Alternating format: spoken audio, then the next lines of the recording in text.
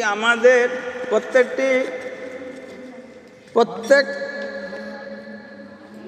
গার্ডিয়ানের কথা বলছি, আর প্রত্যেকের আমাদের যে চিন্তা ভাবনাটা, সেই চিন্তা ভাবনাটা কি বলুন তো?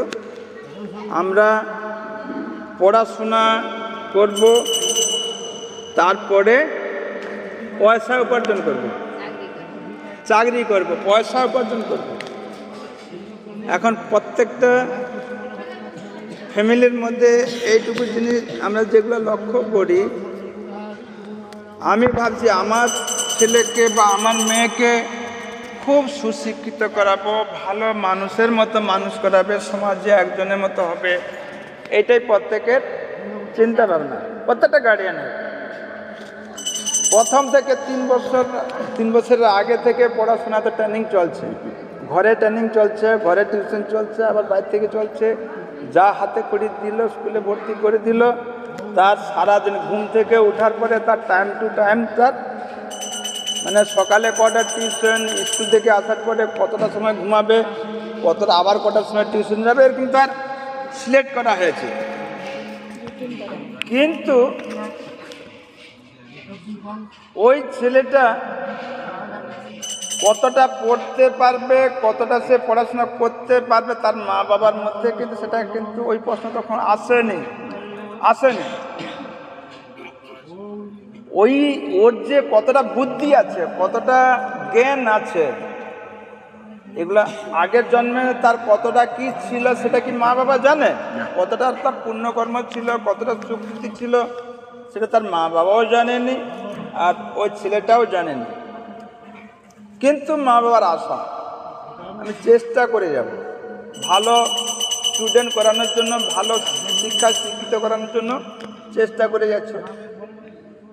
কিন্তু মাঝখান থেকে বর্তমান সমাজ যে জায়গায় চলে গেছে, আপনি চাইলেও আপনার ছেলেকে সুশিক্ষা করাতে পারবেন না। সমাজের পরিস্থিতি সেই জায়গা থেকে একমাত্র প্রভুপাদ সেই শিক্ষা আমাদেরকে দিয়েছে। যদি সুশিক্ষিত বলুন, সুশিক্ষা বলুন, কৃষ্ণকে সংসার কৃষ্ণের করাকে বলুন, পারমার্থিক শিক্ষা যদি আপনি দিতে পারেন ছেলে মেয়েকে, তাহলে ও কোনো শিক্ষায় শিক্ষিত লাভ করবে না।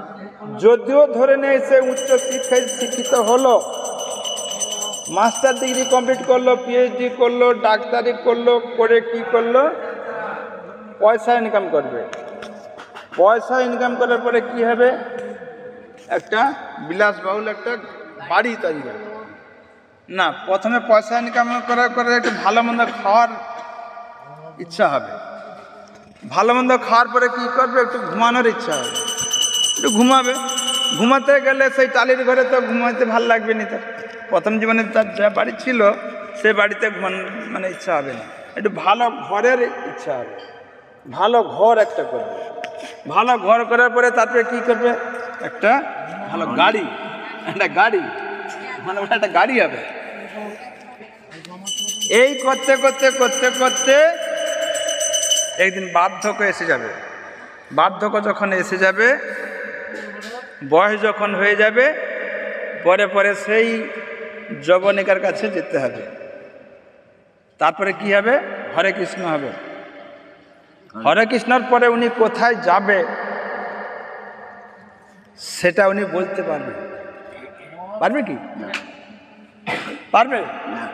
মৃত্যুর পরে উনি কোথায় যাবে বলতে পারবেন? কেন বলতে পারবেন? সে পারমার্থিক শিক্ষা সে লাভ করে আক্ষরিক অর্থে পাঠ করছে প্রভু, আক্ষরিক অর্থে পাঠ করছে, আক্ষরিক অর্থে পাঠ করছে। বিবেকানন্দের সম্বন্ধে আমরা জেনেছি কিভাবে? তার যখন জন্ম হয়েছিল বা তার পাড়া প্রতিবেশী, তার মানে গ্রামের পাশের গ্রাম কি আমার ছিল? পাশের গ্রাম যাদের ছিল তারা জানে, কিন্তু সারা পৃথিবীর মানুষ বিবেকানন্দকে কী করে জানে? তার গ্রন্থ পড়েছে, গ্রন্থ পড়ার মাধ্যমে তার সঙ্গে জেনেছে।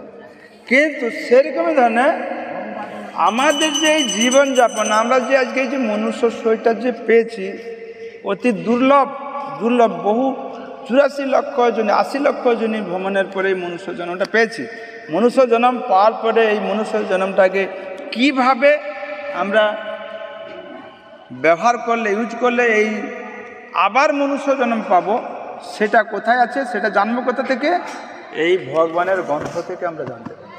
এই ভগবানের গ্রন্থ যদি আমরা অধ্যয়ন করি, তাহলে আমরা জানতে পারবো মৃত্যুর আগে কোথায় ছিলাম, মৃত্যুর পরে এখানে যে এলাম, মৃত্যুর আগে কোথায় ছিলাম, এখানে আসার আগে কোথায় ছিলাম, মৃত্যুর পরে কোথায় যাব, এখানে যে এসেছিলাম, এখানে আসার পরে কি কর্ম আমাদের করা উচিত ছিল, সেটা এই গ্রন্থটির মাধ্যম থেকে আমরা জানতে পারবো। যদি এই গ্রন্থটা যদি অধ্যয়ন করি, আমি যত মাস্টার হই, যত প্রফেসর হই, যত যাই মানে বিদ্যা অর্জন করি না কেন, এগুলো তুমি যদি জানতে পারো, তাহলে তোমার ওই পড়াশোনা, ওই ডিগ্রি তোমার বৃথা।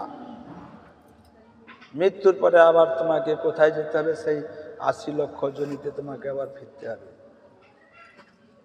তাহলে কোনটা ভালো আমাদের?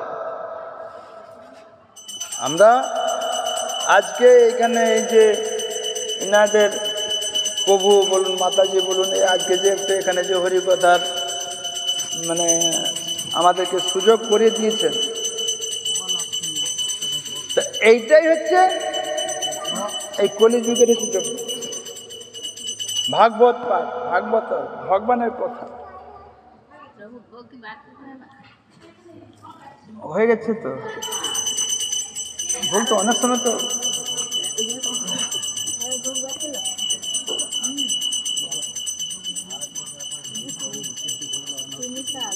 সেটা তো ওনাদের মধ্যে